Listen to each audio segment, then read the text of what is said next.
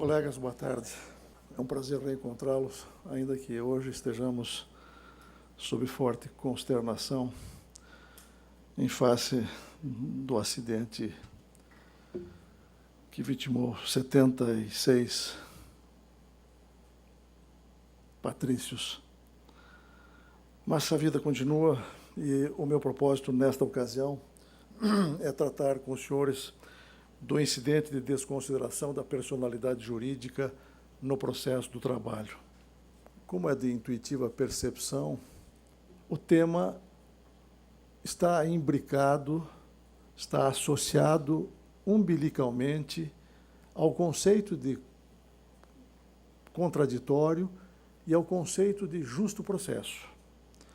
De modo que, como condição tanto necessária à abordagem do tema, nós vamos cuidar de examinar preliminarmente essas duas outras questões, contraditório e justo processo, para só então ingressarmos no exame propriamente do incidente objeto da aula.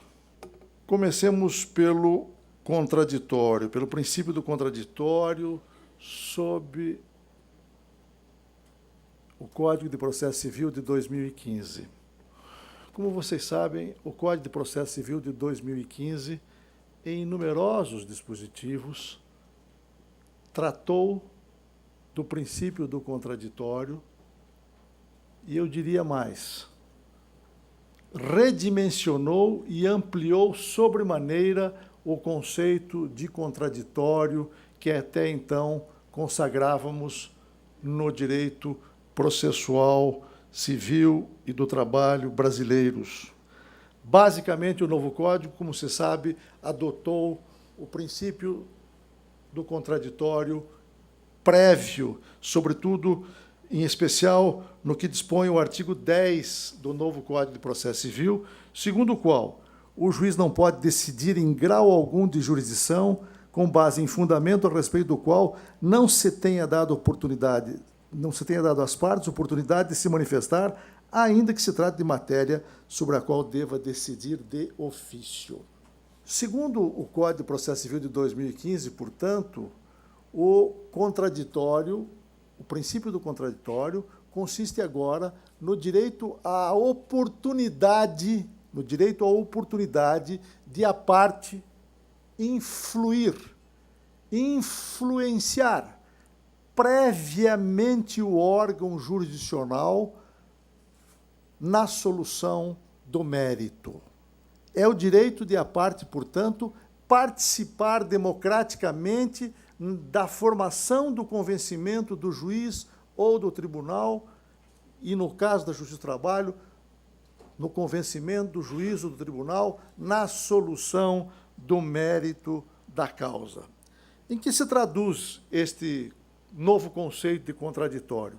Traduz-se, em primeiro lugar, na exigência de o juiz ou o tribunal consultar previamente as partes, sempre que quiser decidir de ofício, com base, decidir o mérito de ofício, com base num fato ou num fundamento jurídico até então não debatido pelas partes no processo. Em segundo lugar, esta nova concepção de contraditório implica automaticamente um veto à chamada decisão surpresa. Isto é, a lei agora não permite mais que o juiz profira decisão de mérito, lançando mão de um fundamento jurídico ou de um fato que não haja sido previamente submetido ao crivo do contraditório das partes. Nisto consiste esta nova concepção de contraditório, tão impactante para o processo do trabalho. Pois bem, num sistema processual civil que adote esta concepção, este conceito avançado, inspirado no direito europeu, de contraditório, muito natural, muito compreensível que haja esse mesmo sistema processual adotado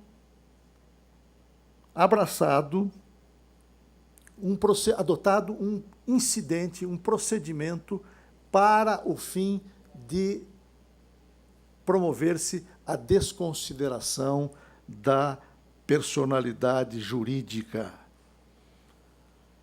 Se adotou esta concepção de contraditório prévio e, portanto, se parte do suposto de que é imprescindível a manifestação prévia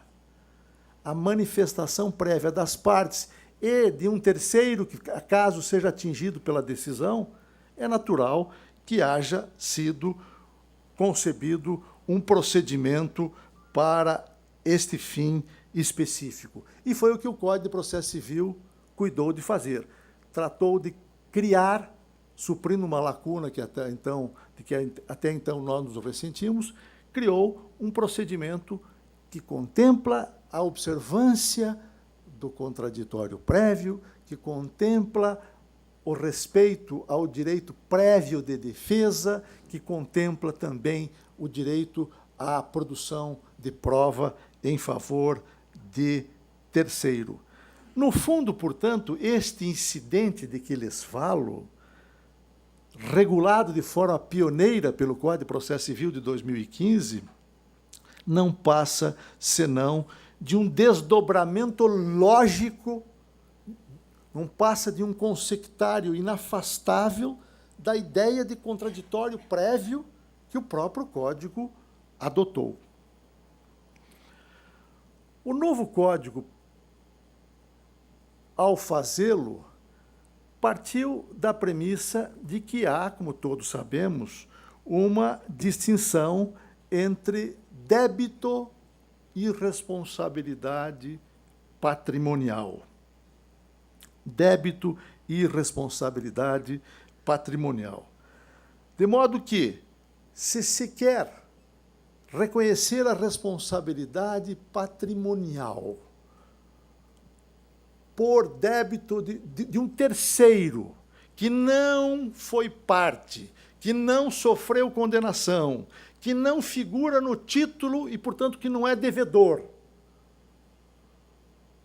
Se se quer esta responsabilidade patrimonial de um terceiro por dívida de outrem, portanto, à luz do novo Código, parece inarredável a exigência de que a este terceiro se dê oportunidade de defesa, se dê oportunidade de contraditório, se dê oportunidade de prova, para somente então decidir-se se ele, terceiro, efetivamente deve suportar a responsabilidade patrimonial, deve responder com o seu patrimônio por uma dívida que não é propriamente dele. Em outras palavras, se se quer alcançar o patrimônio de quem não é propriamente devedor, pareceu ao legislador mais consentânea com a exigência de observância do devido processo legal que se assegurem essas garantias processuais ao terceiro e, portanto, nesta linha seguiu o novo Código. Um outro aspecto que me parece indissociável do tema é o conceito de justo processo. É até ocioso assinalar, lembrar para nós que somos juízes, que nos cabe assegurar como juízes, nos cabe assegurar, ou pelo menos nos cabe que adotemos todas as providências e que demos o melhor de nós mesmos para assegurar um justo processo a todos os litigantes.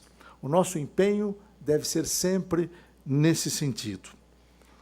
Mas, afinal, o que é justo processo? O que é justo processo?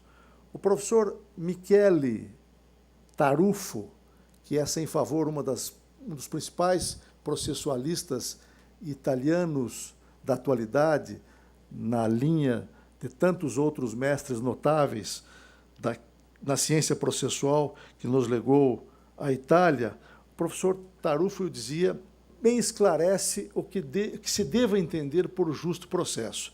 Dizia ele que esta locução justo processo tem duas acepções. Num primeiro sentido, tem-se justo processo quando se asseguram às partes todos os princípios processuais, sobretudo destinados às partes. Diz ele que justo processo é aquele em que as garantias processuais, sobretudo das partes, são postas em prática. Agora, num segundo sentido, diz ele, justo processo é não apenas o processo em que se ponham em prática essas garantias processuais, mas aquele em que se obtenha também uma sentença de mérito justa. De modo que a ideia de justo processo pressupõe o concurso desses dois requisitos. De um lado, observância dos princípios processuais fundamentais. E, de outro lado, a emissão de uma decisão de mérito justa. Se significa dizer a contrário senso, portanto, que não há justo processo se não houver observância das garantias processuais fundamentais das partes. Importa dizer também que não há justo processo mediante a mera prolação de uma decisão de mérito justa, mas em que, num processo em que se transgridam as normas processuais fundamentais. Em outras palavras, não basta que o juiz aplique a lei material de forma adequada, correta, por exemplo, promova a desconsideração da personalidade jurídica de forma adequada, justa, aplicando as normas de direito material. Se, para fazê-lo, o juiz faz tábula rasa das garantias processuais da parte ou do terceiro que será atingido pela decisão de desconsideração da personalidade jurídica. Precisamente tendo em conta este panorama, é que o Código de Processo Civil buscou suprir uma lacuna de que tanto nos ressentimos no disciplinamento da forma pela qual deva dar-se a desconsideração da personalidade jurídica e cuidou de criar um procedimento como uma modalidade de intervenção de terceiro na fase de cognição, se for o caso, não é? Em que haja observância das garantias processuais fundamentais para que, então sim, se possa proferir uma decisão de mérito justa sobre a desconsideração. Se vocês forem ler com atenção a própria exposição de motivos do Código de Processo Civil de 2015, perceberão que ali se faz uma longa explanação no sentido de que o atual código buscou dar concreção aos princípios processuais, constitucionais, fundamentais, que até então não estavam disciplinados de maneira satisfatória na legislação ordinária. O legislador, em outras palavras, quis trazer do espaço sideral esses princípios processuais fundamentais. E, dentre eles, desponta o princípio constitucional do contraditório, do qual o Código trata em vários preceitos. Seguramente foi o princípio mais valorizado, mais prestigiado pelo Código de Processo Civil. Mas, enfim, o que se quis foi dar concreção, ao criar-se esse incidente, dar concreção ao princípio do contraditório prévio, por se tratar de uma solução mais consentânea com a ideia de propiciar-se um justo processo. Substancialmente, o que se quer com esse procedimento? Com o procedimento íncito a esse incidente de que lhes falo. O que se quer, obviamente, é assegurar o contraditório prévio, evitando uma violência desnecessária e injustificável, causadora, a meu sentir, de insegurança jurídica e de comprometimento do direito de propriedade de terceiro. É curioso notar que há uma estreita vinculação entre a observância das garantias, a observância dos direitos humanos fundamentais e as garantias processuais. Quem frisou esse aspecto com muita autoridade foi um professor mexicano, professor Héctor Fix Zamudio. O professor Zamudio lembra que são numerosos os constitucionalistas que consideram que a verdadeira garantia dos direitos humanos está na observância das garantias processuais. Porque as garantias processuais não são senão meios essenciais, imprescindíveis, para a própria realização e eficácia dos direitos fundamentais da pessoa humana. Ora, salta à vista que a desconsideração da personalidade jurídica visa a atingir precisamente um direito fundamental. Qual é o direito fundamental? Obviamente, o direito fundamental de propriedade. O que se quer é responsabilizar um terceiro que não é o devedor por uma dívida que não é dele, portanto, e pela qual ele passará ou pode passar a responder com o seu patrimônio por um débito de outrem. Claro, portanto, que quando se fala em desconsideração da personalidade jurídica, está em jogo o direito fundamental de propriedade. E não vamos esquecer que quando falamos em direito de propriedade, estamos falando de um direito fundamental, assegurado quase que em âmbito universal e reconhecido há muitos séculos. Lembrem-se de que a Magna Carta, famosa Magna Carta do rei João Sem Terra, na Inglaterra, de 1215, portanto, há mais de 7 séculos, já assegurava o direito de propriedade, dispondo que nenhum homem pode ser privado de uma propriedade a não ser por julgamento legal dos seus pares ou pela lei da terra. Portanto, nesta mesma linha da Magna Carta, se nós entendemos que o processo é, por definição, um instrumento para a realização dos direitos materiais, sobretudo dos direitos materiais fundamentais, parece inafastável a conclusão de que é inadmissível, é inconcebível hoje um processo em que se atinja o direito fundamental de propriedade, que se prive uma pessoa de sua propriedade, que se atinja a propriedade de alguém, sem que, para tanto, sejam observadas as garantias processuais fundamentais previstas no ordenamento jurídico.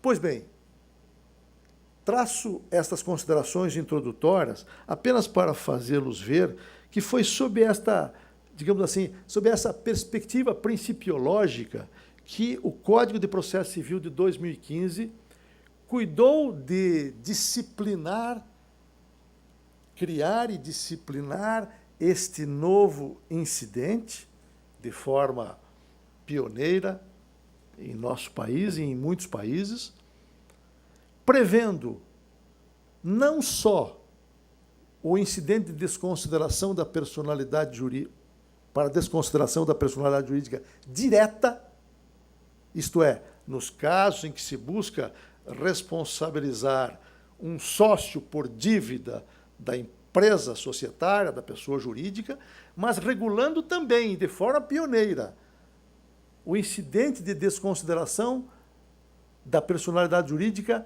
às avessas ou inversa, em que, ao contrário, se busca responsabilizar uma pessoa jurídica por dívida da pessoa física, nos casos não incomuns em que a pessoa física busca ocultar o seu patrimônio, desviando bens para a pessoa jurídica.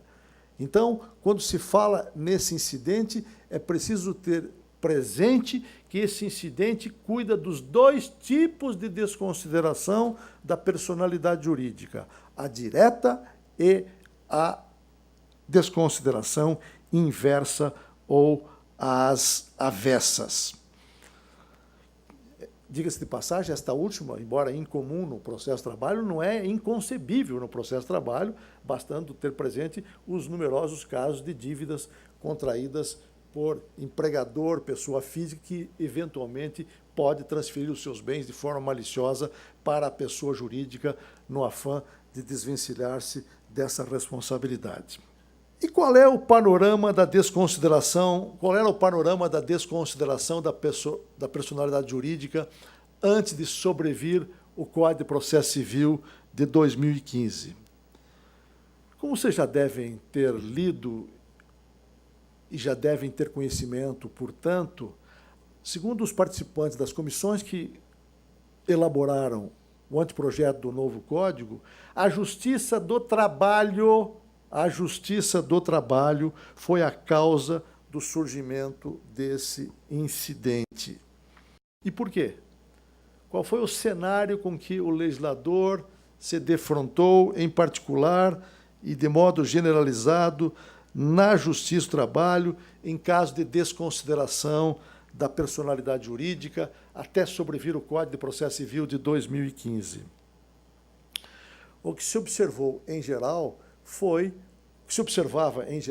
era uma discrepância notável de procedimentos, até porque não havia lei, obviamente, que disciplinasse o tema, uma discrepância notável de procedimentos entre os juízes e entre as varas do trabalho. Poderia-se dizer que havia um traço em comum na esmagadora maioria dos casos, que era a declaração de desconsideração em execução, na maioria dos casos, e com alguma dose, ou muita dose, a meu sentir, de arbitrariedade nesta declaração, entendendo-se por arbitrariedade a circunstância de o terceiro não ser previamente ouvido, de o terceiro não ter oportunidade de produzir prova a respeito da desconsideração pretendida. De um modo geral, como sabemos, a desconsideração era decidida em execução liminarmente de forma automática pelo juiz do trabalho, apenas com base nas informações unilateralmente apresentadas pelo exequente, desde que, obviamente, se constatasse que a execução tornara-se infrutífera em face da pessoa jurídica devedora. Uma vez declarada a desconsideração, alguns juízes promoviam, eu diria poucos, promoviam a citação do sócio para integrar a relação processual, e outros, eu diria, a maioria, não determinava sequer a citação e, desde logo, promoviam atos de constrição em bens do terceiro, em bens do sócio, para que o sócio respondesse com seus bens por dívida da pessoa jurídica, mormente determinava-se o bloqueio imediato de numerário do terceiro pelo sistema Bacen-Jude.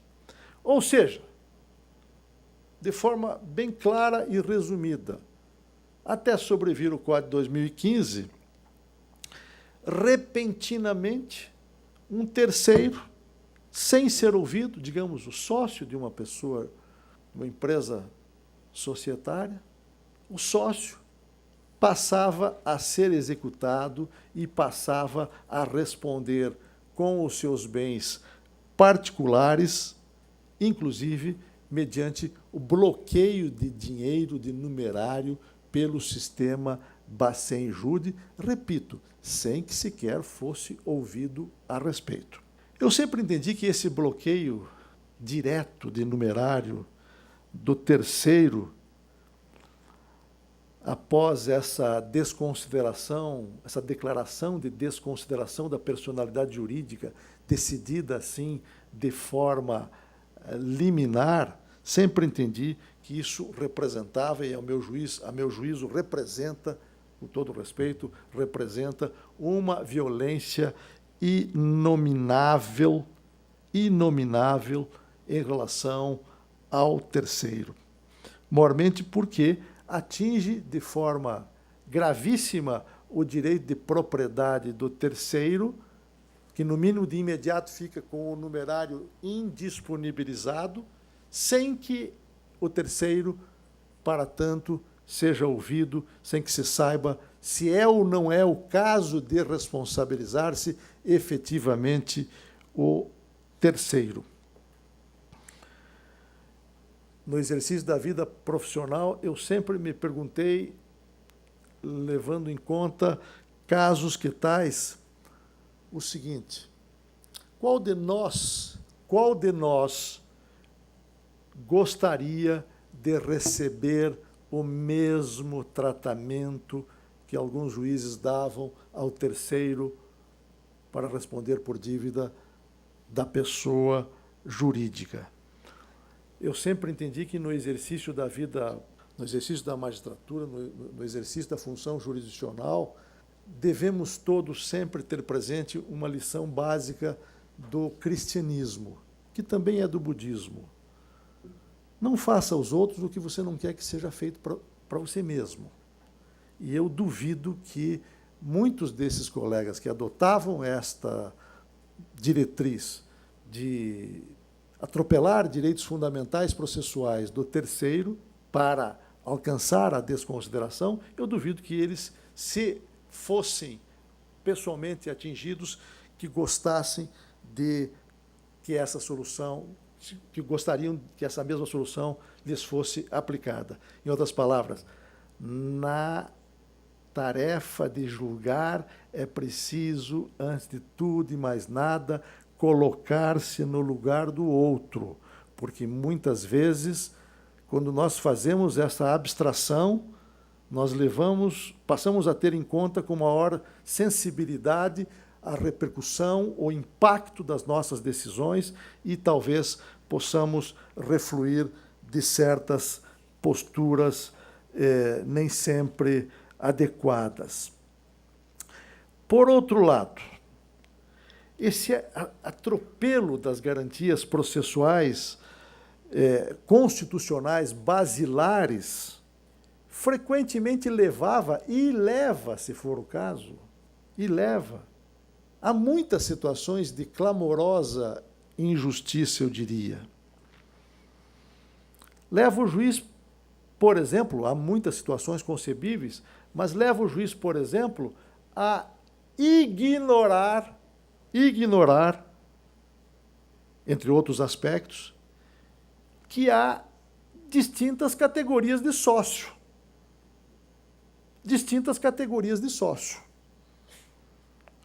Uma situação é a do sócio que ainda continua compondo o quadro social e, às vezes, até a administração da pessoa jurídica. Outra situação que merece um exame particularizado é a situação do chamado sócio retirante, que muitas vezes é surpreendido com a penhora em seus bens, com o bloqueio do numerário em seus bens, sem que lhe haja sido dada oportunidade de defesa. E em relação ao sócio retirante, nós todos sabemos que há normas específicas, por exemplo, no Código Civil, que prevêem a responsabilidade do sócio retirante, mas sob certas condições. Por exemplo, o artigo 1003, parágrafo único do Código Civil, dispõe que até 2 anos depois de averbada a modificação do contrato, até 2 anos depois de averbada a modificação do contrato, em que se afasta o sócio da sociedade, ele continua respondendo, depois não responde mais. Enfim, há uma série de particularidades que é preciso que o juiz observe. E o que se notava nessas decisões que liminarmente desconsideravam a personalidade jurídica, sem observância das garantias processuais, o que se observava e o que mais me impressionava, e a muitos, era o desrespeito ao princípio da ampla defesa, para não falar do contraditório. Ora, o direito de defesa, o direito de resposta, nós todos sabemos, é um direito sacrossanto, é um direito básico, inafastável do exercício da função jurisdicional. Ninguém pode ser condenado sem antes ser ouvido. É princípio básico para qualquer decisão.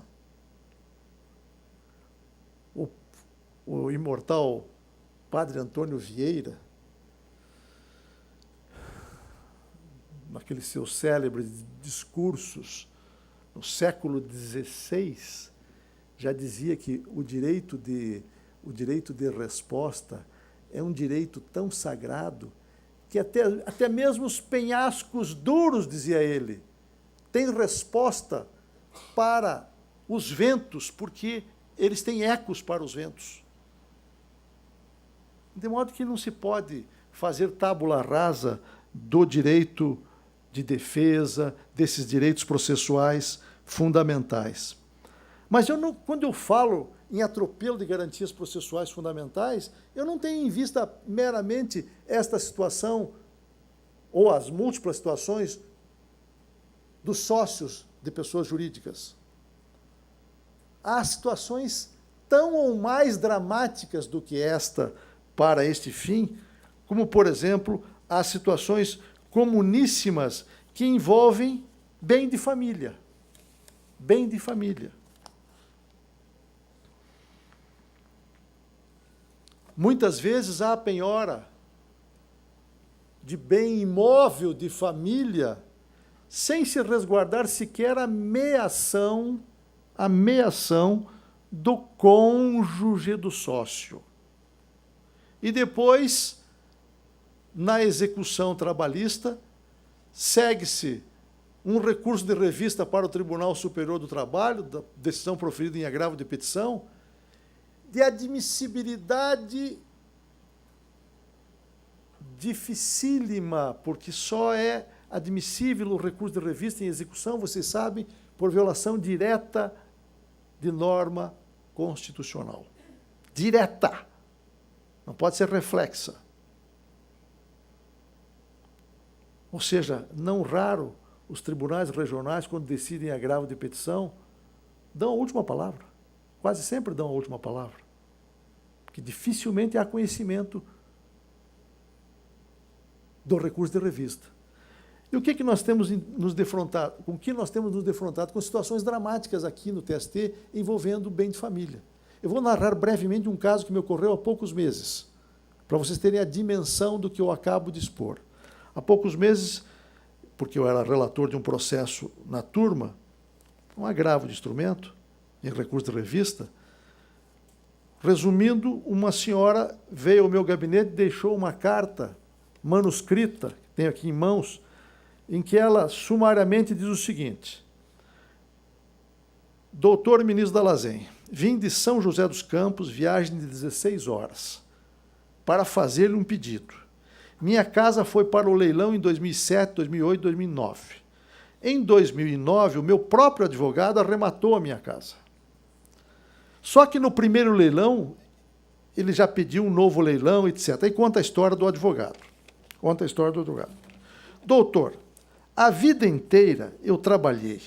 E quando o engenheiro pediu para o meu esposo abrir a firma, eu já tinha esta casa. Aliás, esta firminha, diz ela, só me trouxe dor de cabeça. Agora, era a última coisa que eu poderia ter, é a minha casinha, que ainda se encontra sem rebocar. Pelo amor de Deus, pelo carinho que tem com a vossa profissão, peço-lhe faça valer meu direito. Atenciosamente ela assina. Qual era o caso dessa senhora? Ela não era sócia. Ela era casada com um dos sócios da empresa executada. E o que é que ela fez? O advogado dela fez. Na sistemática do código anterior, em que não havia esse incidente, opôs embargo de terceiro. Opôs embargo de terceiro para defender a ameação. O que é que sucedeu com os embargos de terceiro? Foram julgados intempestivos. Não vamos aqui discutir se bem ou mal, mas foram julgados intempestivos. Seguiu-se agravo de petição para o Tribunal Regional do Trabalho. O Tribunal Regional manteve a decisão. Ela interpôs recurso de revista e foi trancado, porque a matéria não é constitucional. E vem para mim, para a quarta turma, eu, relator, decidir se destranco ou não destranco o recurso de revista. Agora, imagine como é possível, tecnicamente, eu divisar violação de norma constitucional numa situação que culmina com a decisão de declarar intempestivos os embargos de terceiro da senhora. Não há como, tecnicamente, superar isto. Ou seja, é frustrante para mim, é frustrante para qualquer ministro, ver-se abraços com uma situação dessa natureza e não ter solução. E ver que, provavelmente, ela está sendo vítima de uma injustiça, que não foi respeitada sequer a ameação dessa senhora. Então, a decisão do juiz de declarar a desconsideração, sem antes precatar-se de seguir o procedimento previsto agora em lei, me parece realmente altamente criticável, com todo respeito àqueles que não comungam desse mesmo entendimento. Mas o fato objetivo, o fato real, a realidade nua e crua, sejamos francos, é que alguns dos nossos colegas, pelo menos até o Código de Processo Civil de 2015, adotavam uma política de partir para cima do terceiro, de promover uma verdadeira degola sumária, se me permitem a expressão figurada, não é? Uma degola sumária do sócio, para responder por dívida da sociedade a qualquer custo. A qualquer custo. Eu penso que o juiz não pode transformar-se em justiceiro, querendo promover distribuição de justiça a qualquer custo. São bem conhecidas as críticas que se fazem ao juiz justiceiro. Este comportamento dos juízes que atropelam as normas processuais estão exatamente em desacordo, são absolutamente incompatíveis com as normas que regem um justo processo e com as garantias processuais fundamentais. Hoje, entendo, sem sombra de dúvida, que esta prática ser levada a cabo, espero que não, os senhores não se empolguem com a perspectiva de não adotar esse incidente, eu entendo que essa prática ela é absolutamente deletéria, ela abala a segurança jurídica de empresários e de cidadãos, ela desprestigia à justiça do trabalho e, enfim, ela provoca resultados que comprometem até mesmo a respeitabilidade da justiça do trabalho. É evidente que não se ignoram absolutamente as conhecidas manobras fraudulentas que muitos sócios provocam para se esquivar de responsabilidade por dívida da sociedade. Sabidamente, muitos sócios se escudam na personalidade jurídica para se eximir de qualquer responsabilidade e não raro, eu diria até com muita frequência, adotam manobras fraudulentas bem conhecidas de todos nós. Não há dúvida quanto a isto. Que fique bem claro esse aspecto. Ninguém é ingênuo ao ponto de ignorar isto. O que se questiona, o que se põe em dúvida, o que se põe em xeque, e eu o faço com muita clareza e sinceridade e franqueza, o que se põe em xeque é a forma de desconsiderar-se a personalidade jurídica. É a forma de fazê-lo sem a observância dessas garantias processuais fundamentais. Para mim, hoje não há mais lugar a práticas desse jaez. O que o Código quis foi justamente em nome de com vistas a assegurar um justo processo e de modo a que esta decisão de desconsideração seja consoante o princípio do devido processo, o superprincípio do devido processo legal, o que se quis foi exatamente por cabo às práticas até então observadas, em particular na Justiça do Trabalho. Em uma palavra, o Código de Processo Civil quis dar um basta a esse estado de coisas em que se atropelavam as garantias processuais fundamentais do terceiro a quem se buscava ou a quem se busca imputar responsabilidade por dívida de outrem. Agora, quais são os fundamentos para a aplicação desse incidente no processo do trabalho?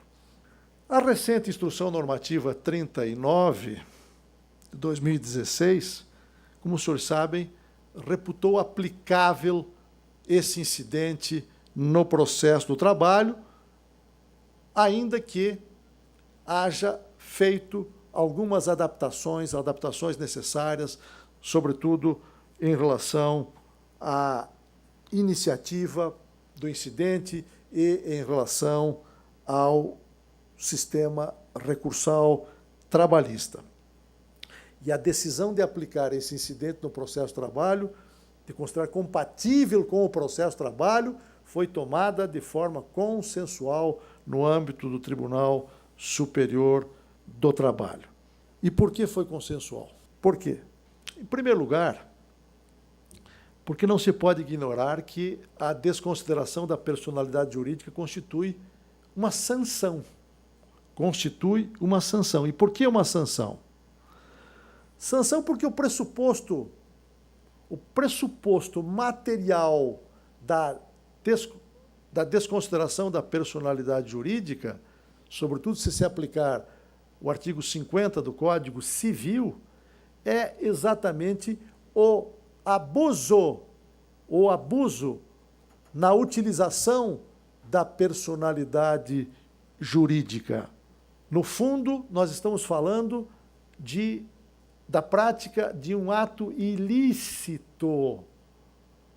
Quando se fala em desconsideração, nós temos como pressuposto material a prática de um ato ilícito, cuja consequência tem como sanção exatamente a desconsideração da personalidade jurídica. Exatamente porque é uma sanção, haverá de ser aplicada mediante observância das garantias processuais fundamentais. Em segundo lugar, optamos por aplicar esse incidente no processo de trabalho porque esta solução é um corolário do justo processo que se quer assegurar a todos os litigantes. Em terceiro lugar, a aplicação desse incidente ao processo do trabalho, ou no processo do trabalho, justifica-se porque, afinal, habemus legem, porque, afinal, temos lei expressa que impõe esta solução. E a Justiça do Trabalho não poderia eleger as normas do Código de Processo Civil, o TST não poderia eleger as normas do processo civil, e nem os juízes do trabalho podem eleger as normas do processo civil, ou pensar as normas do processo civil que devam ser aplicadas ao processo de trabalho meramente ao sabor de suas conveniências. Não. Quais são essas normas? Eu me refiro especificamente ao artigo 15 do Código de Processo Civil, o famoso artigo 15, todos vocês devem ter muito presente. Eu me refiro aos artigos 133 a 137, em que esse incidente está regulado no Código de Processo Civil, principalmente, 133 a 137. E me refiro, em particular, ao artigo 795, parágrafo 4º. 795, parágrafo 4º, em que o Código de Processo Civil declara com todas as letras, que esse incidente é obrigatório, e a expressão é textual, é obrigatório para a declaração da personalidade jurídica, a desconsideração da personalidade jurídica na execução. Esses dispositivos todos esses dispositivos foram considerados plenamente compatíveis com o sistema do processo do trabalho. De modo que não nos restou senão dar cumprimento a essas normas legais, como o fez a Instrução Normativa 39, com apoio nos artigos 769 e 889, também da consolidação das leis do trabalho. Por fim, como diriam os ingleses, last but not least, o último dos argumentos, mas não o menos importante, obviamente que pesou muito na decisão do Tribunal Superior do Trabalho de aplicar subsidiariamente esse incidente no processo de trabalho, a constatação, há pouco realçada, de que os juízes do trabalho comumente relegavam ao oblívio, ao esquecimento, garantias processuais fundamentais do terceiro, e isso era decorrente, sobretudo, da inexistência de um procedimento específico, de um incidente específico, um procedimento próprio traçado em lei. Uma vez que sobreveio a disciplina desse incidente, pareceu-nos que não havia mais razão para que nós nos abstivéssemos de aplicar esse novo incidente no âmbito do processo do trabalho. Bem, sei que há objeções à aplicação desse instituto no processo do trabalho. Nós vamos cuidar de examinar de forma muito rápida algumas das objeções que costumam ser levantadas para não se aplicar esse incidente no processo do trabalho.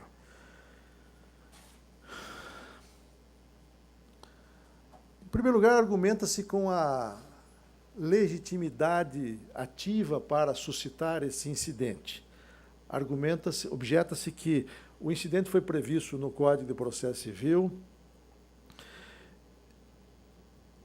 em que se assegurou legitimidade tão somente às partes e ao Ministério Público para fazê-lo, enquanto o juiz do trabalho, como sabemos, dispõe de legitimidade para iniciar de ofício a execução trabalhista. Esta é uma objeção que rigorosamente desapareceu na medida em que a Instrução Normativa 39 buscou compatibilizar a norma do artigo 878 da CLT, que atribui ao juiz a faculdade de tomar a iniciativa para a execução trabalhista, com o incidente de desconsideração de que lhes falo. Hoje, portanto, no processo de trabalho, o juiz pode, dada essa adaptação com que se transpôs esse instituto para o processo do trabalho, o juiz do trabalho, evidentemente, também pode tomar a iniciativa de instaurar este incidente de ofício. Pareceu-nos que esta era uma solução razoável e lógica que o sistema comporta, porque se é dado ao juiz instaurar de ofício a fase de execução, que é o mais, com muito maior razão, ele pode instaurar de ofício um incidente da fase de execução, que é o menos. Quem pode o mais, pode o menos. A segunda objeção que se levantou é quanto ao recurso da decisão interlocutória. Objeta-se que o incidente seria incompatível com o processo do trabalho, porque o Código de Processo Civil prevê recurso da decisão interlocutória, ao passo que no processo de trabalho, como sabemos, não cabe, em regra, recurso da decisão interlocutória, por força do que dispõe o artigo 893, parágrafo 1º da CLT. Essa também é outra objeção que nos parece infundada, até porque, em grande medida, superada pela adaptação com que a instrução normativa transpôs esse incidente para o processo do trabalho. A instrução 39, no artigo 6º, parágrafo 1º, expressamente equacionou a questão da seguinte maneira: da decisão interlocutória que acolher ou rejeitar o incidente, na fase de cognição, não cabe recurso de imediato na forma do artigo 893, parágrafo 1º da CLT. Na fase de execução, cabe agravo de petição, independentemente de garantia do juízo. E 3, cabe agravo interno, se proferida pelo relator em incidente instaurado originariamente no tribunal. Vejam com que cuidado nós buscamos transpor esse novo instituto para o processo do trabalho, adaptando-o ao sistema do processo do trabalho, ao sistema de recorribilidade do processo do trabalho. Evidentemente que, se tratar de decisão interlocutória, proferida na fase de conhecimento, a lógica do sistema é de que não cabe recurso de decisão interlocutória. Aplicamos não só o 893, parágrafo 1º da CLT, mas também a súmula 214. Não cabe recurso de imediato, cabe recurso da decisão final que couber, lá da sentença que julgar mais adiante a causa é que se poderá suscitar a discussão sobre a decisão de desconsideração.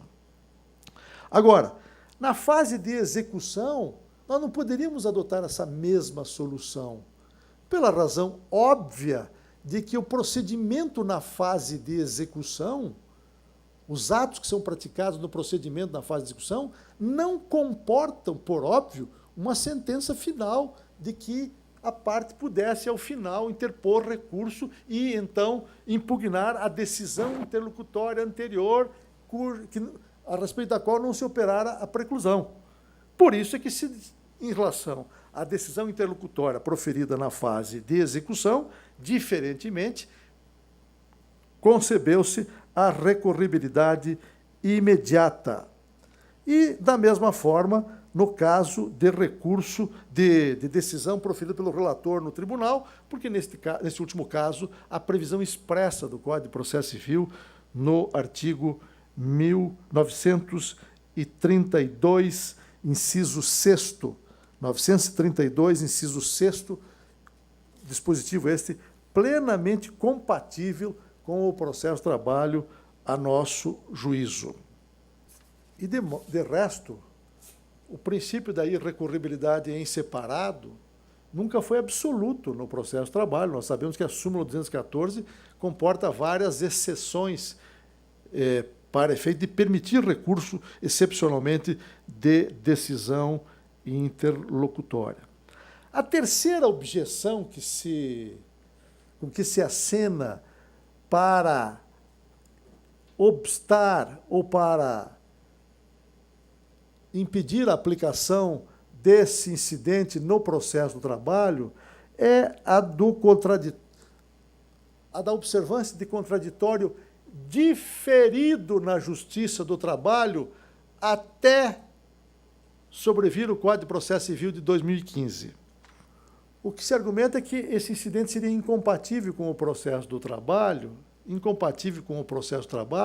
porque no processo do trabalho não se observaria o contraditório prévio, mas sim sempre se observou um contraditório postergado, diferido, na medida em que se atribuía ao terceiro, ao sócio, o ônus de, após a desconsideração e após a constrição em um bem de sua propriedade, ingressar em juízo com embargos de terceiro, então sim discutir-se a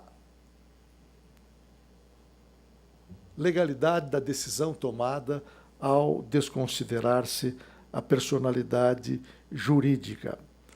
É forçoso convir que realmente até o Código de Processo Civil de 2015, quer na Justiça do Trabalho, quer na Justiça Estadual, o sistema era exatamente este, de contraditório diferido. Repito, quer na Justiça Estadual, quer na Justiça do Trabalho, quer na Justiça Estadual. Não há menor dúvida quanto a isto. Mas o que sucede é que a lei mudou radicalmente. A lei mudou radicalmente. A lei passou a exigir a observância de contraditório prévio. A lei reformulou o conceito de contraditório. A nossa concepção de contraditório hoje é uma concepção revolucionária, de um contraditório democrático que supõe a participação intensa das partes na construção da decisão judicial. Concepção essa inspirada nos melhores códigos de processo civil europeus da atualidade.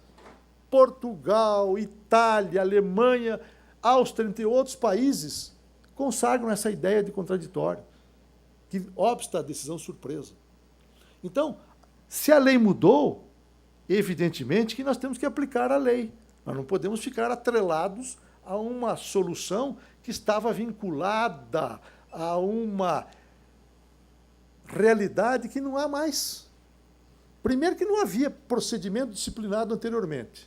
E segundo, que a lei mudou para adotar uma solução completamente oposta àquela até então consagrada.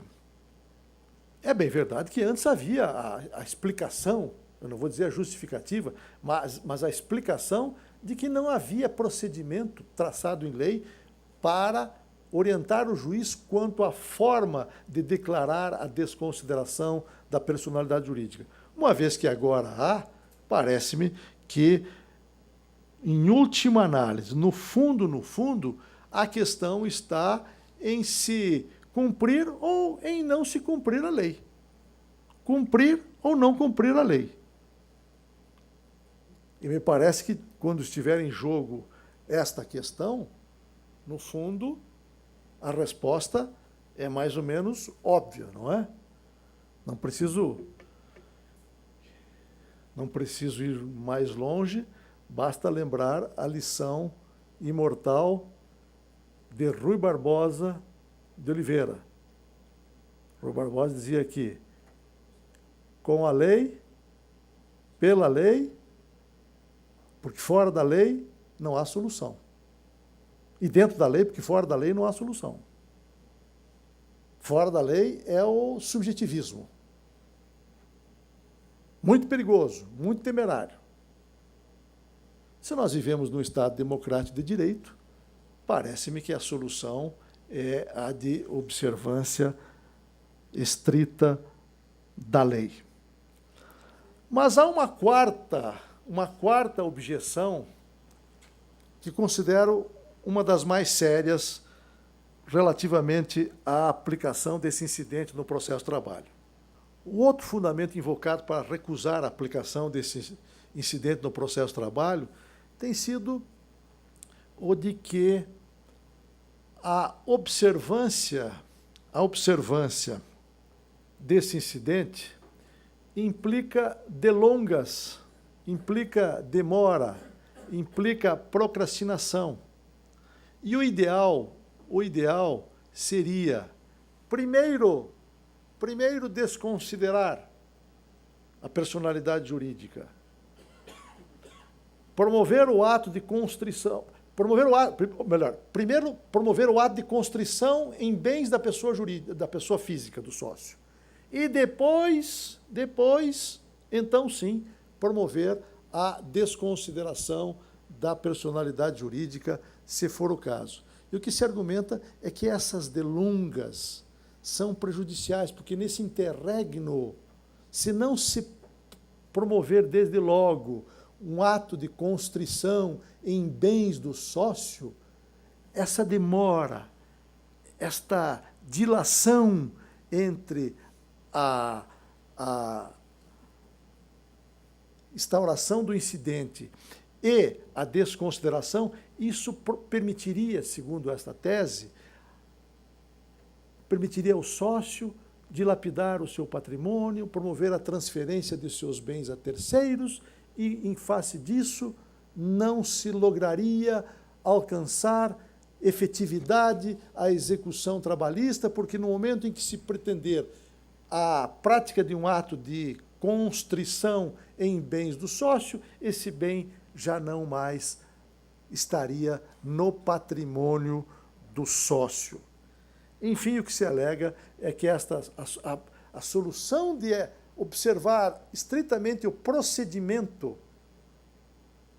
em que a desconsideração é ao final e a virtual constrição é ao final, não inicialmente, que essa solução teria esse inconveniente de permitir ao sócio, portanto, a dilapidação, a transferência de seus bens para outras pessoas, e assim haveria, de certo modo, um comprometimento à efetividade da execução trabalhista.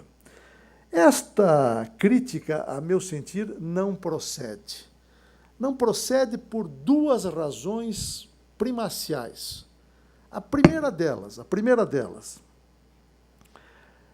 segundo a lei, a alienação ou a oneração de bens, a alienação ou a oneração de bens do sócio acarreta ou pode acarretar fraude à execução, nos termos do que reza o artigo 792, parágrafo 3º. O que é que diz o artigo 792, parágrafo 3º? Se após a citação do sócio, ele promover a transferência de seus bens para a citação do sócio para vir responder o incidente de desconsideração. Se após a citação, ele, sócio, transferir bens para terceiro, para outra pessoa, esta alienação considera-se em fraude à execução e ela, por força de lei, é ineficaz, inoponível ao exequente. É como se não existisse para o exequente, que poderá, segundo a lei, perfeitamente perseguir o mesmo imóvel, o mesmo bem, como se ele não houvesse sido transferido a terceiro. Porque a fraude à execução, você sabe, consiste precisamente nisto. A fraude à execução não implica a anulação do negócio jurídico, que é plenamente válido entre o vendedor e o comprador. Só não é válido perante terceiro. E o que diz o Código de Processo Civil no artigo 792, parágrafo 3º? 792, parágrafo 3º. Nos casos de desconsideração da personalidade jurídica, a fraude à execução verifica-se a partir da citação da parte cuja personalidade se pretende desconsiderar. A partir da citação da parte.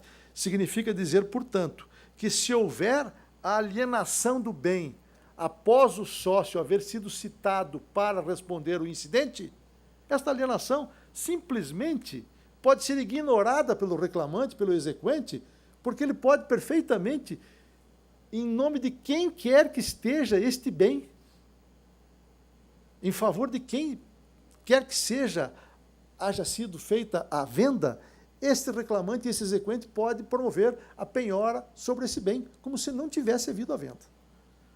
A fraude à execução consiste precisamente nisto, na ineficácia, na inoponibilidade da alienação em relação ao credor. Então, esta objeção, em primeiro lugar, não procede sob esse aspecto. Em segundo lugar, esta objeção deixa de levar em conta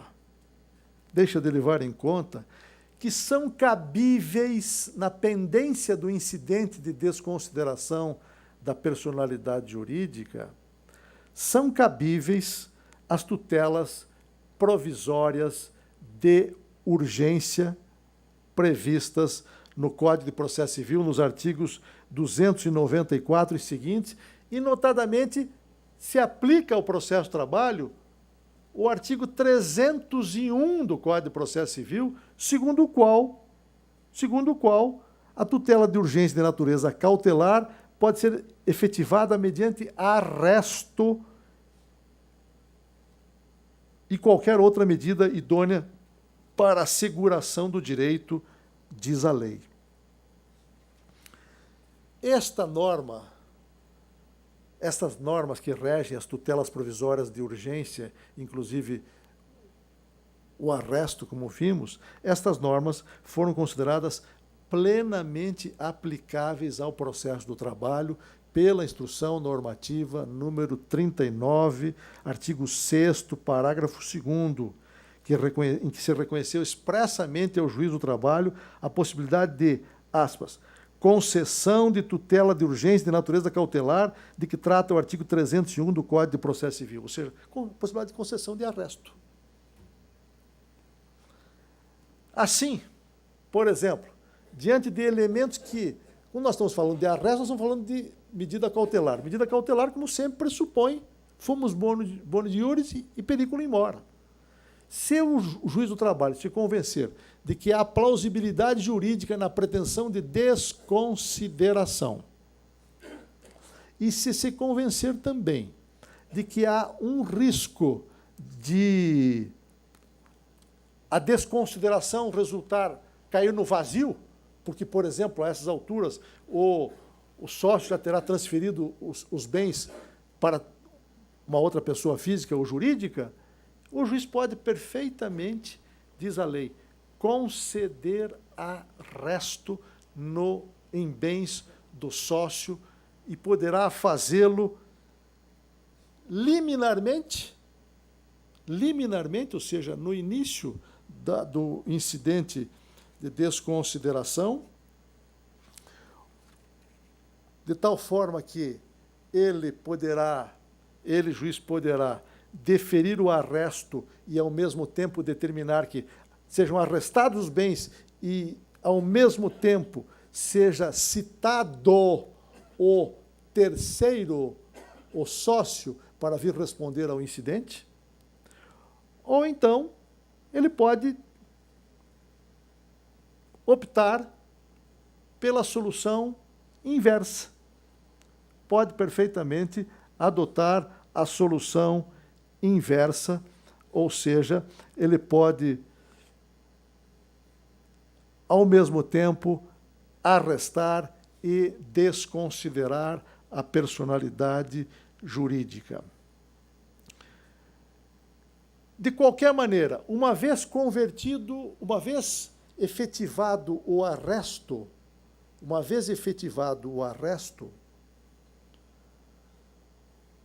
Em dado momento, este arresto haverá de ser convertido em penhora.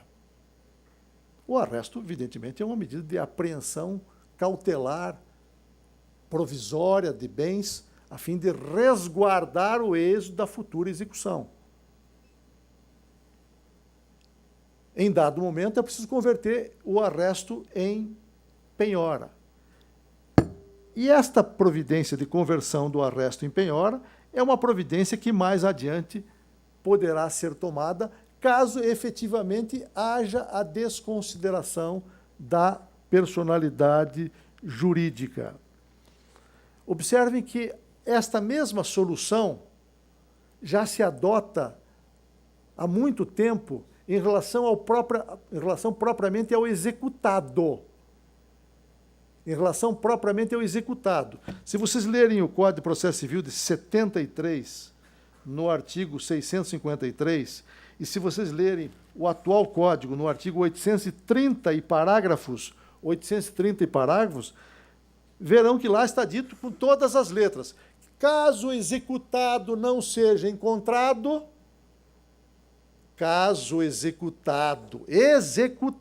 vejam bem, não seja encontrado, o oficial de justiça arrestar-lhe-á tantos bens quanto necessários, etc. Depois, o executado vai ser citado para pagar. Se ele não pagar, converte-se automaticamente este arresto em penhora. Mutatis mutandis, vai acontecer o mesmo em relação ao arresto efetivado no incidente de desconsideração da personalidade jurídica. Ou seja, é uma providência que o juiz pode tomar, a meu sentir, acolhendo postulação do interessado. Providência essa consistente em arresto de bens do sócio em relação ao qual se pretende a desconsideração da personalidade jurídica. Não está, vejam bem, não está claro, absolutamente claro, se o juiz pode conceder o arresto de ofício ou se precisará, para tanto, de uma provocação, de uma postulação do exequente. É uma questão que ainda vai merecer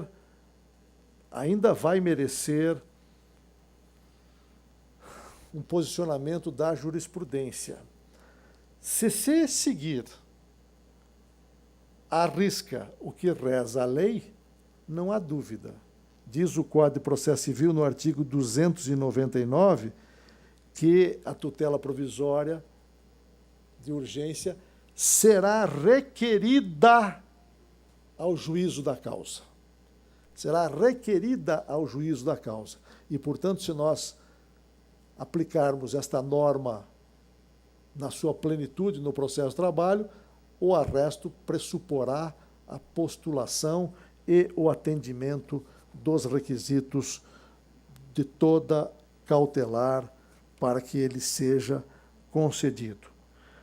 Mas o que se quer assinalar é que me parece, data vênia, infundada qualquer alegação de que pode cair no vazio a desconsideração, de que pode cair no vazio a alegação de que pode cair no vazio a desconsideração se ela aplicar o incidente. Acho que não cai no... Pode-se aplicar o incidente e a desconsideração não será frustrada. É a minha avaliação e a avaliação do Tribunal Superior do Trabalho no que adotou esta solução. Consequências jurídicas agora de o juiz do trabalho não aplicar o incidente de desconsideração da personalidade jurídica.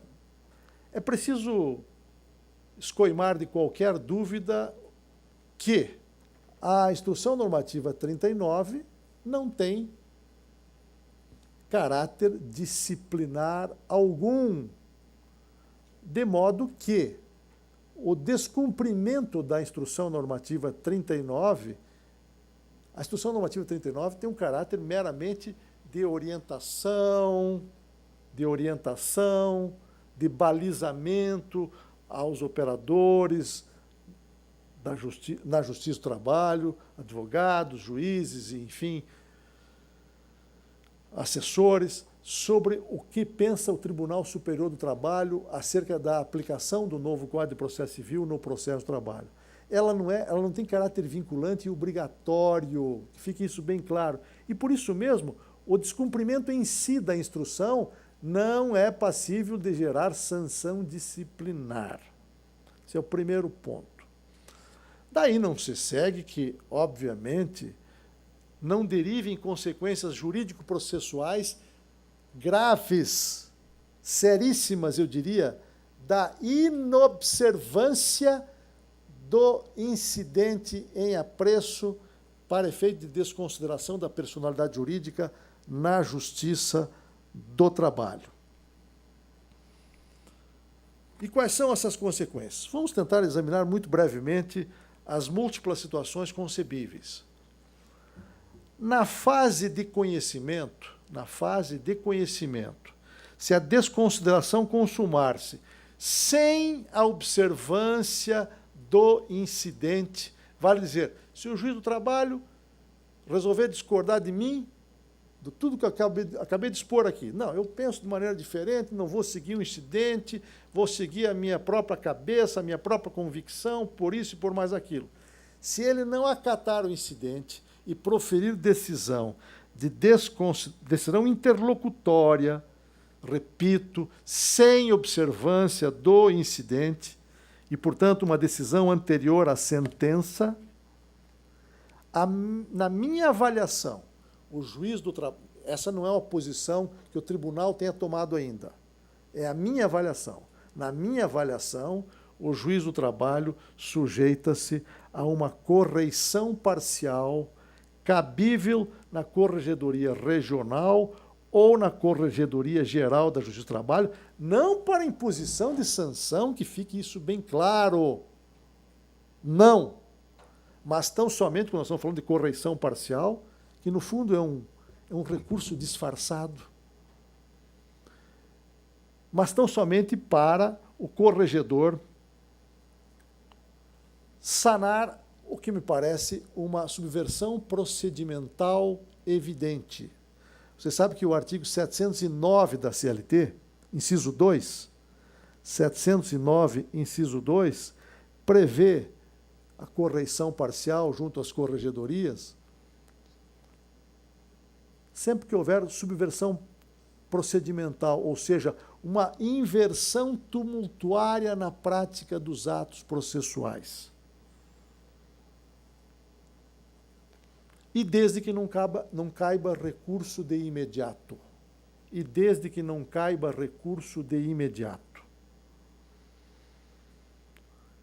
Para quê? Para que o corregedor, ou o corregedor regional, ou o ministro corregedor-geral da Justiça do Trabalho, possa corrigir esta subversão procedimental, ou, quando menos, suspender o ato que provoca esta subversão procedimental, esta inversão tumultuária de atos processuais.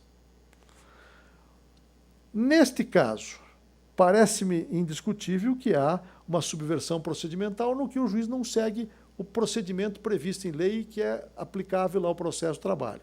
Não se aplicam as normas relativas a contraditório prévio, à defesa prévia e ao direito de produção de prova prévia à decisão de desconsideração. Portanto, a inobservância dessas três garantias processuais fundamentais conduz, a meu sentir, a que se reconheça a subversão procedimental e, portanto, a falta de recurso cabe correição parcial para que o corregedor possa corrigir esta subversão processual ou, quando menos, como permite o regimento interno da Corregedoria Geral da Justiça do Trabalho, no artigo 13, parágrafo único, quando menos para o corregedor-geral suspender a eficácia da decisão, ou seja, corregedor-geral pode concluir que, se o juiz desconsiderou a personalidade jurídica, mas fê-lo sem observância dessas garantias processuais, há necessidade de suspender-se essa decisão até que no processo principal sobrevenha uma decisão no exercício da função jurisdicional consistente em se saber se ele andou bem ou andou mal no que desconsiderou sem observância do procedimento traçado pela lei. É uma alternativa que se abre ao corregedor-geral, aliás, muito utilizada. De qualquer maneira, mesmo que não caiba a correição, repito, estamos tratando de caso de desconsideração proferida em decisão interlocutória. No recurso que couber da sentença, como é próprio do sistema processual trabalhista, a parte poderá impugnar esta decisão interlocutória anterior e alegar em preliminar do recurso, a nulidade do processo a partir do instante em que houve cerceamento de defesa, no que houve indeferimento de observância de contraditório prévio, de direito de defesa e de direito de produção de prova prévio à decisão de desconsideração. E o tribunal, muito provavelmente, poderá acolher a preliminar e entender que houve comprometimento do direito, desses direitos, dessas garantias processuais fundamentais e anular o processo a partir daí.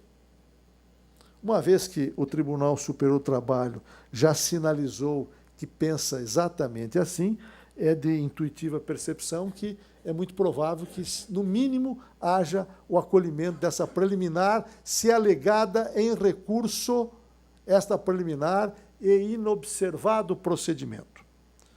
Agora, digamos que a decisão de desconsideração sem observância do incidente haja sido tomada na execução. Sem sombra de dúvida, conforme a Instrução Normativa 39, contra essa decisão cabe de imediato agravo de petição e no agravo de petição a parte poderá alegar preliminar de nulidade por cerceamento de defesa pelas mesmas razões a que fiz referência ainda há pouco, ou seja, alegar que houve preterição dessas garantias processuais fundamentais e, assim, obter do tribunal a anulação da decisão que declarou a desconsideração da personalidade jurídica em desrespeito dessas garantias, com desrespeito a essas garantias processuais fundamentais. Portanto, o que eu quero ressaltar quando se alude às consequências da não aplicação desse incidente no processo de trabalho, o que eu quero salientar, acima de tudo, é isto. O magistrado, doravante, assume um risco seríssimo e concreto de gerar uma falsa expectativa ao exequente, ao reclamante, expectativa esta que tende a desvanecer-se mais adiante se ele não aplicar esse incidente. Porque, fatalmente, esta matéria poderá chegar ao Tribunal Superior do Trabalho e a probabilidade de o tribunal acolher essa preliminar de nulidade é muito grande em face da posição que o tribunal já assumiu de aplicar esse incidente no processo do trabalho.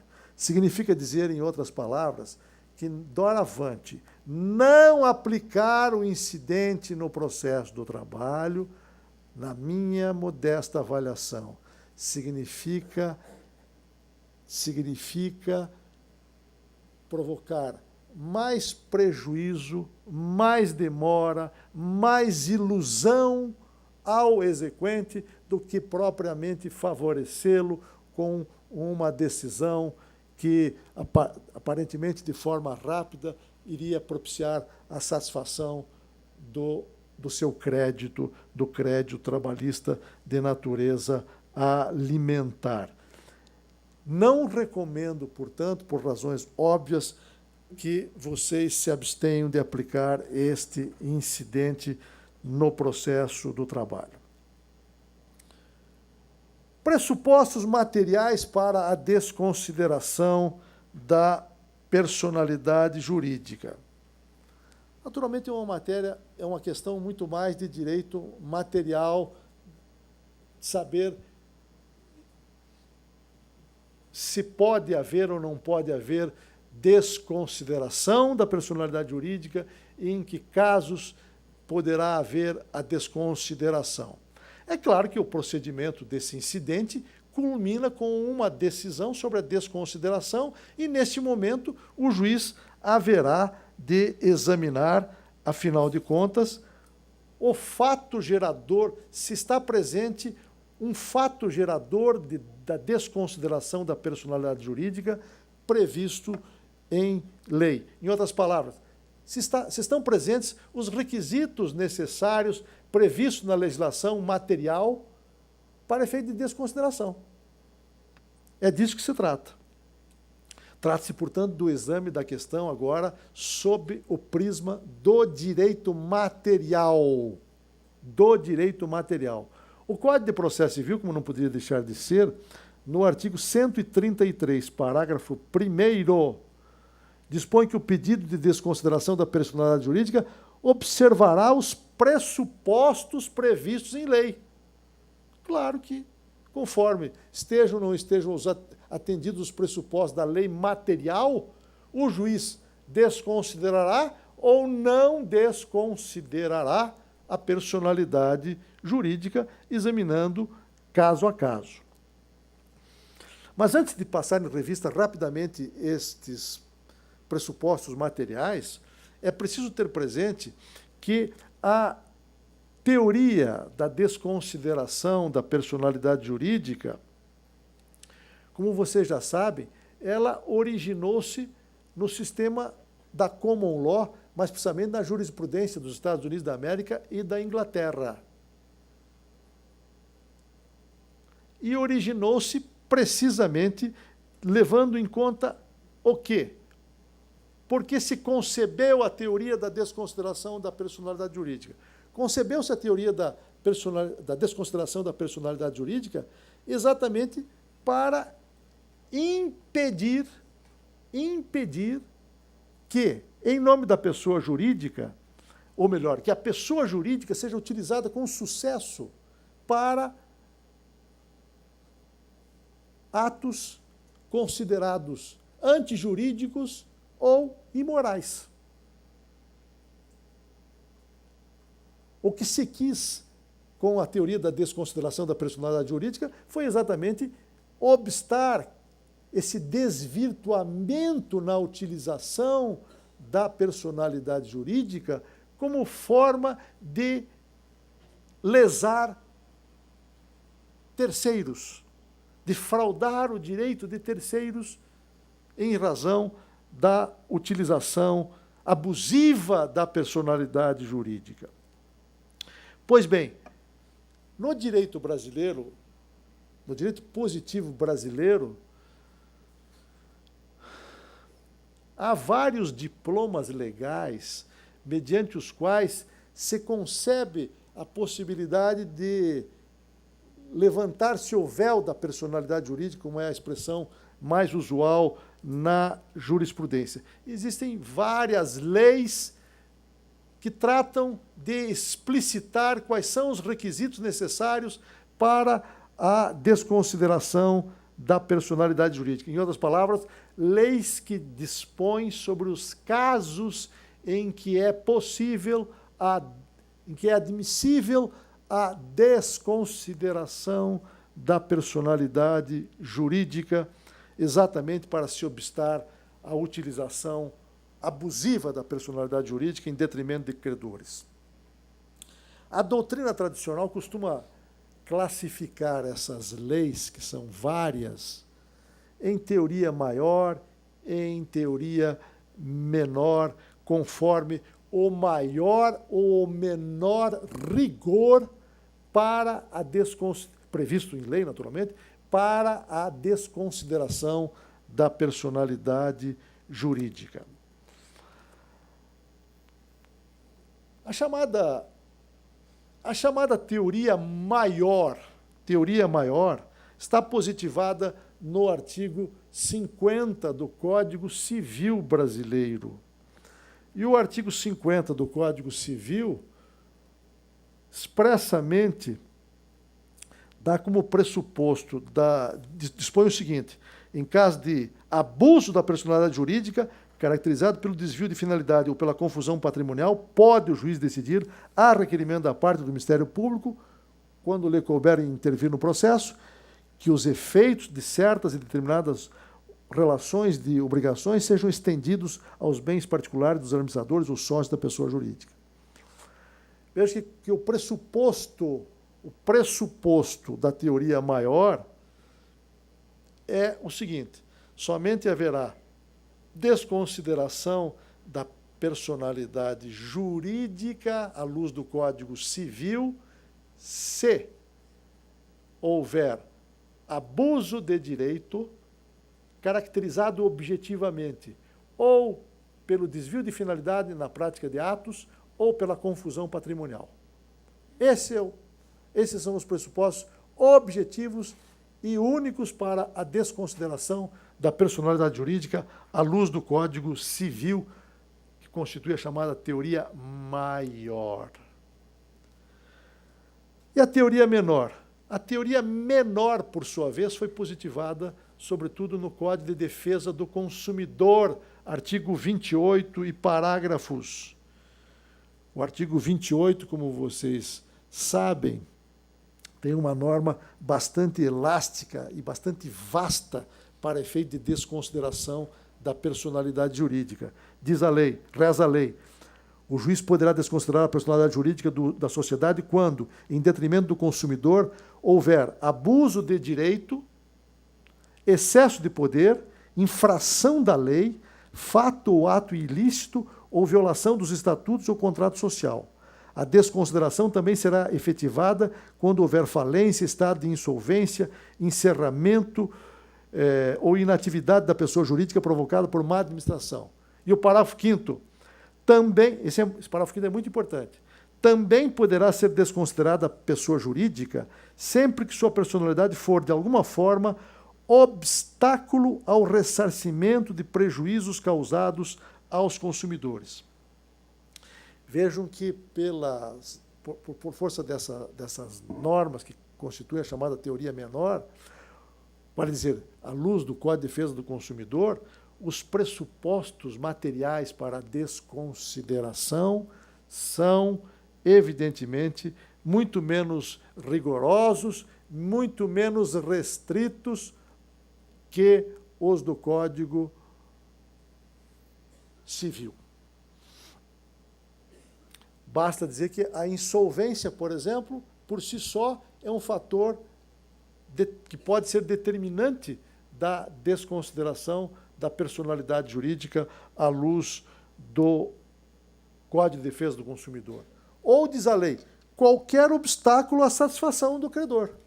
Qualquer obstáculo à satisfação do credor. Isso significa dizer que basta a constatação da impossibilidade de a pessoa jurídica honrar dívidas consubstanciadas em título executivo para que possa sobrevir a responsabilidade do sócio por dívida da pessoa jurídica.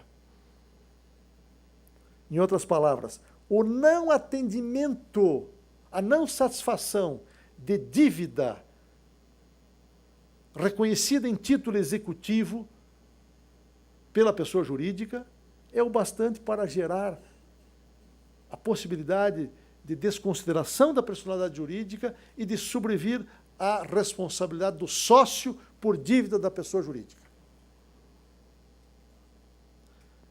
Vejam que é uma norma, como eu disse, é uma norma bastante vasta, bastante expressiva para efeito de desconsideração da personalidade jurídica.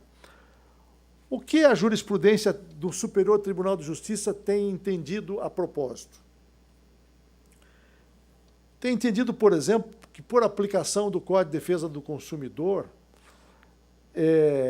obviamente se dispensa, à luz do Código de Defesa do Consumidor, qualquer demonstração de abuso, não há necessidade de prova de abuso de poder, de desvio de finalidade ou de confusão patrimonial. Basta, por exemplo, que seja demonstrada a insolvência ou basta que seja demonstrada, por exemplo, a dissolução irregular da pessoa jurídica sem o arquivamento do distrato no registro do comércio, vale dizer, sem o arquivamento da alteração contratual, de extinção do contrato na junta comercial, basta o encerramento de fato da personalidade jurídica, fechou as portas, não desapareceram os sócios, não se encontram bens da pessoa jurídica, basta a constatação deste fenômeno para, nos termos do Código de Defesa do Consumidor, sobrevir à responsabilidade do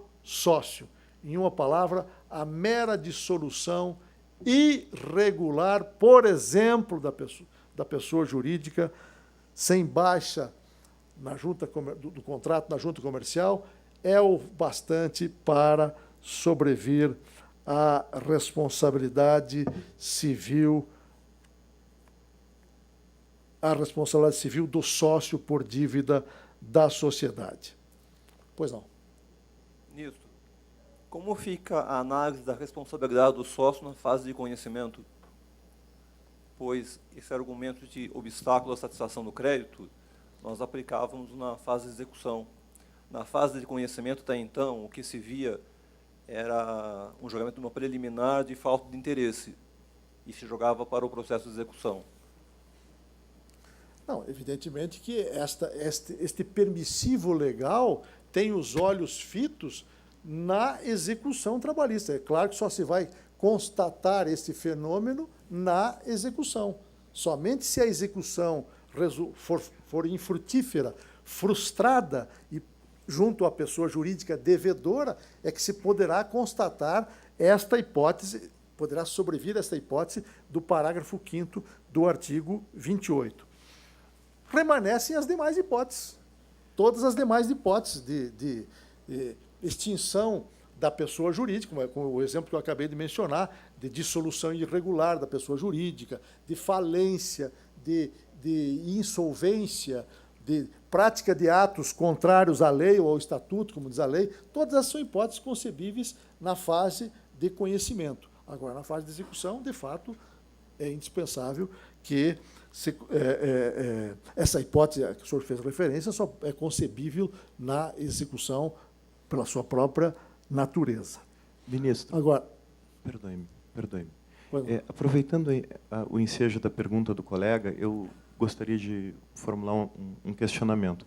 Eu tenho visto, assim, inclusive em virtude da própria CLT ter definido a figura do empregador como empreendimento, adotando a teoria institucionalista, eu tenho visto em algumas varas lá em São Paulo, quando não se consegue encontrar a empresa na citação inicial, notificação inicial para o processo, sendo adotada a súmula 439, salvo engano, do STJ, quanto ao desaparecimento da empresa, e já determinado a citação dos sócios em nome próprio. Se faz a consulta do cadastro dos sócios, geralmente na exatoria estadual, e se inclui os sócios para que haja esse debate já no processo de conhecimento, em virtude do desaparecimento da própria empresa, da própria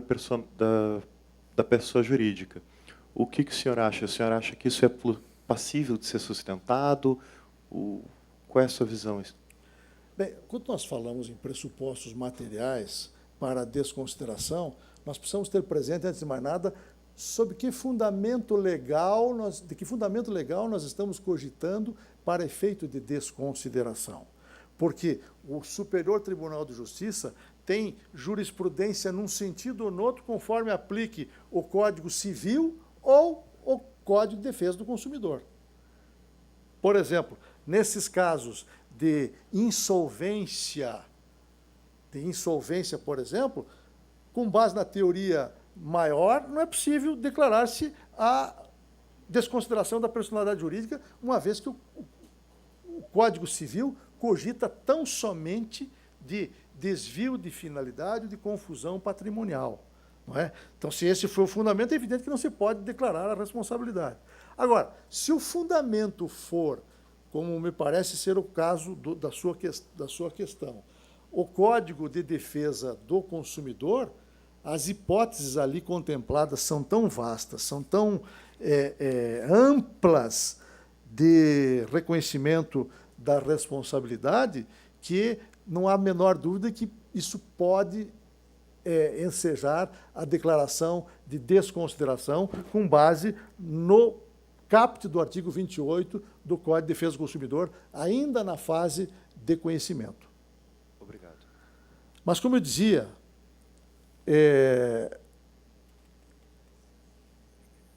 há necessidade de...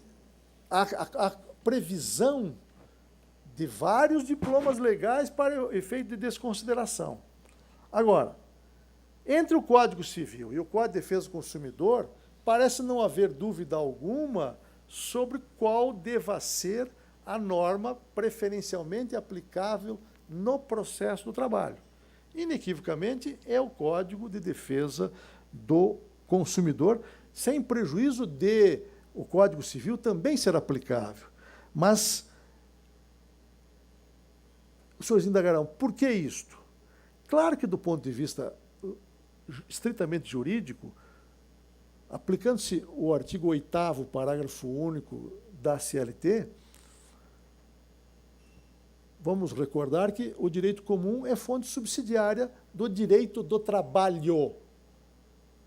E, portanto, tanto o Código Civil quanto o Código de Defesa do Consumidor são fontes subsidiárias do direito do trabalho, inequivocamente.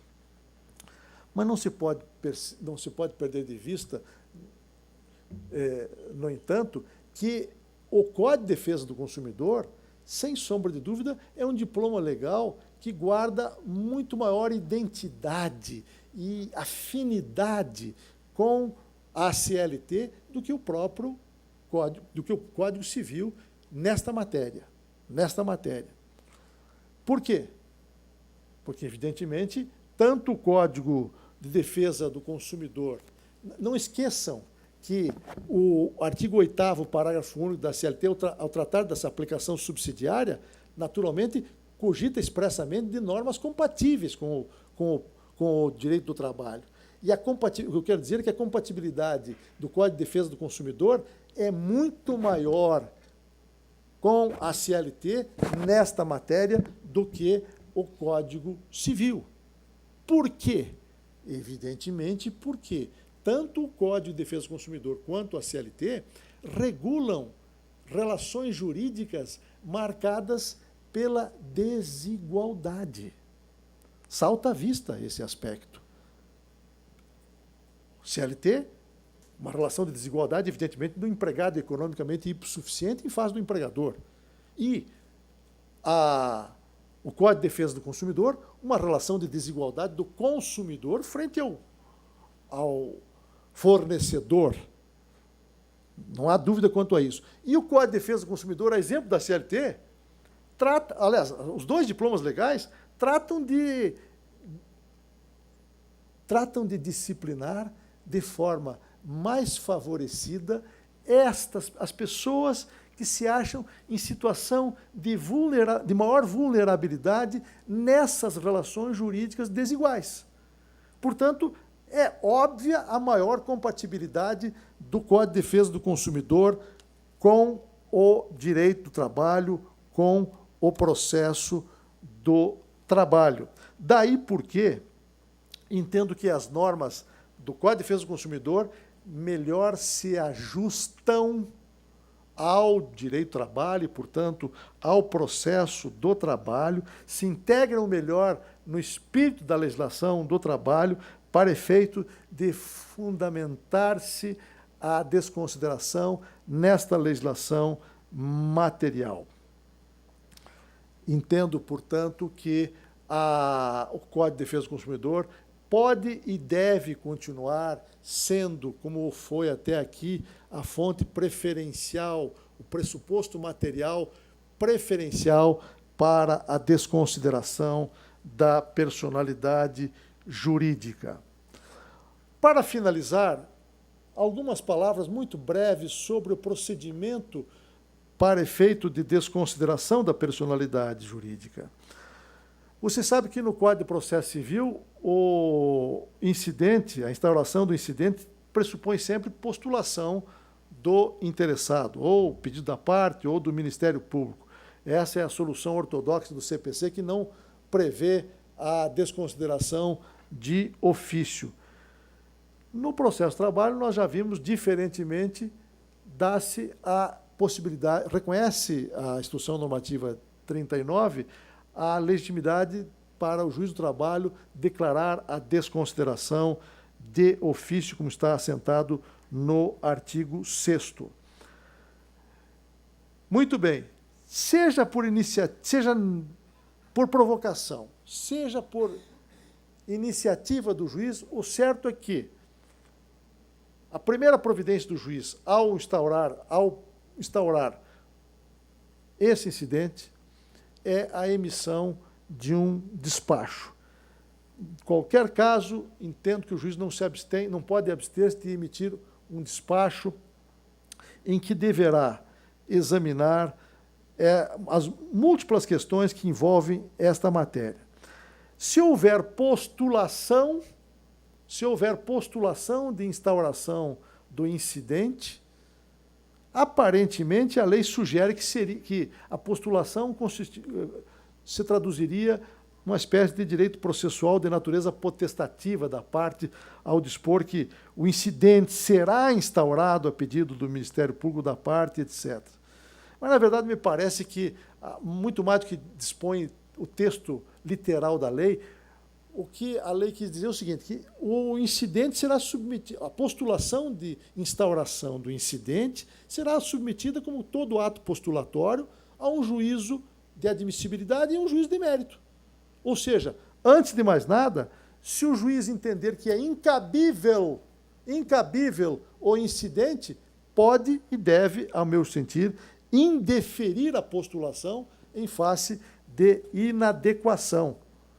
Por exemplo, se se trata de grupo econômico e se se quer a desconsideração da personalidade jurídica de uma das empresas do grupo econômico para responsabilizar um sócio das empresas do grupo econômico, sem que hajam sido discutidos todos os bens de todas as empresas integrantes do grupo econômico, a meu sentir, o juiz deve indeferir desde logo este incidente, porque é caso, no caso de grupo econômico, em princípio, é caso, como sabemos, por força do artigo 2º, parágrafo 2º da CLT, de solidariedade passiva, delito de consórcio passivo entre as empresas integrantes do grupo e, portanto, todas elas respondem indistintamente pelo débito e somente se e quando esgotados os bens de todas as empresas do grupo é que se pode cogitar da desconsideração de personalidade jurídica. Mas, de toda maneira, se o juízo for positivo, se o juiz admitir o incidente ou tomar a iniciativa de despachar, de instaurar o incidente, digo melhor, deve ele, a meu sentir, adotar as seguintes providências. Primeiro, explicitar contra quem instaura o incidente. Segundo, ordenar a respectiva citação e, principalmente, ou não menos importante, fixar um prazo para o sócio terceiro responder ao incidente. Este prazo, a meu sentir, não deve ser o de 15 dias previsto no Código de Processo Civil. Acho que essa norma é imprópria para o processo de trabalho.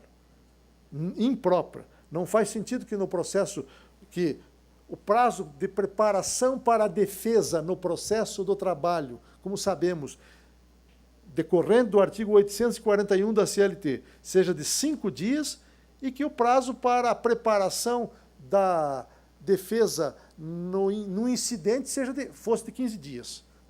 Não há lógica, absolutamente, seria ilógico e desarrazoado esse entendimento. Então, a meu sentir, é prudente que deem o prazo de 5 dias para a defesa. Segundo, devem determinar a comunicação imediata ao distribuidor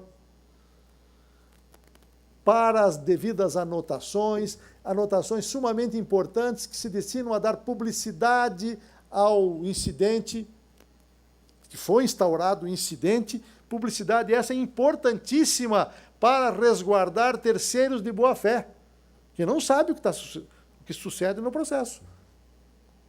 E à medida em que há o registro do distribuidor e, portanto, se confere publicidade, o terceiro não poderá mais alegar boa-fé, porque era ônus desse terceiro saber que recaía sobre o imóvel uma constrição. Terceira providência, ordenar a suspensão do processo principal, salvo se houver postulação de desconsideração já na petição inicial. E quarta providência, caso o juiz tome a iniciativa, essa é uma reflexão que eu trago para vocês, fruto, obviamente, da minha reflexão e das minhas ponderações sobre essa questão. Vocês não vão encontrar em lugar nenhum isso escrito, ao que eu saiba, e nem em lei alguma. Mas é uma conclusão, uma reflexão que me parece imperativa.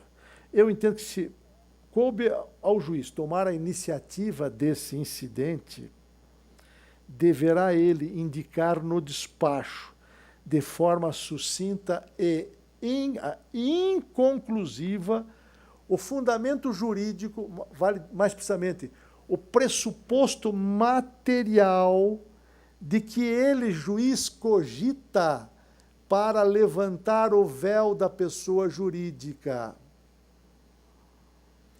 Ou seja, o juiz deve sinalizar nesse despacho, caso tome a iniciativa do incidente, eu repito, se ele quer instaurar um incidente com base, se ele cogita da desconsideração com base no Código de Defesa do Consumidor, se ele cogita com base no Código Civil, artigo 50, etc. São vários os diplomas legais. Por que isso é importante?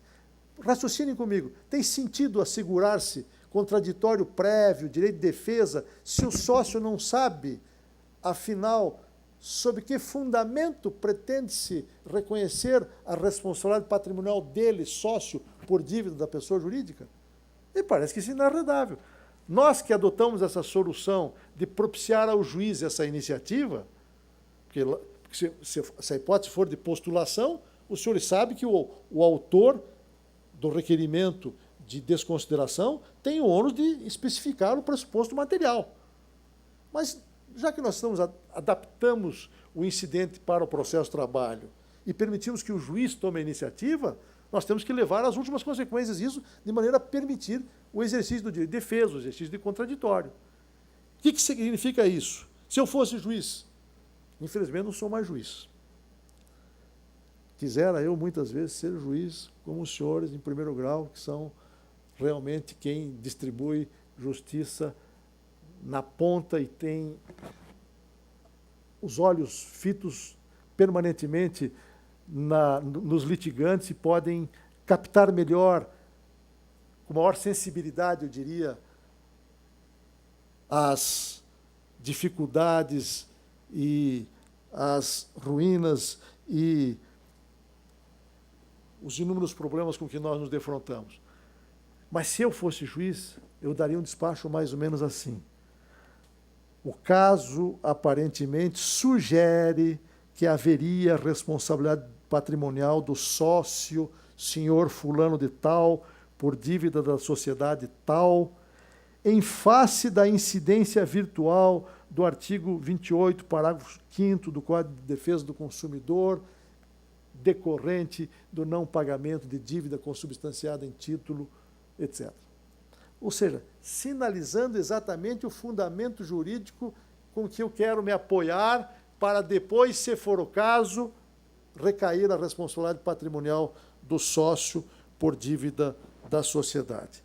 E, finalmente, nós temos uma fase de instrução, as partes têm o terceiro e o exequente tem amplo direito probatório nesse incidente, e uma fase de decisão de que decorre a que se segue a fase recursal com a restrição, com a adaptação dos recursos nos termos da instrução normativa 39.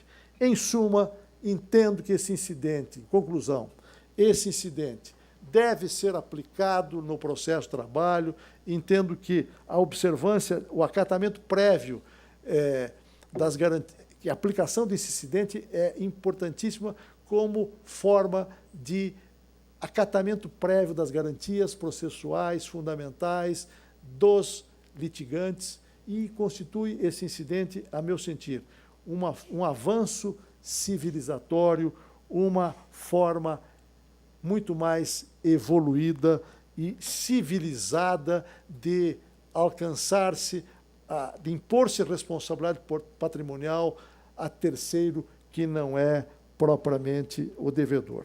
Muito obrigado aos senhores.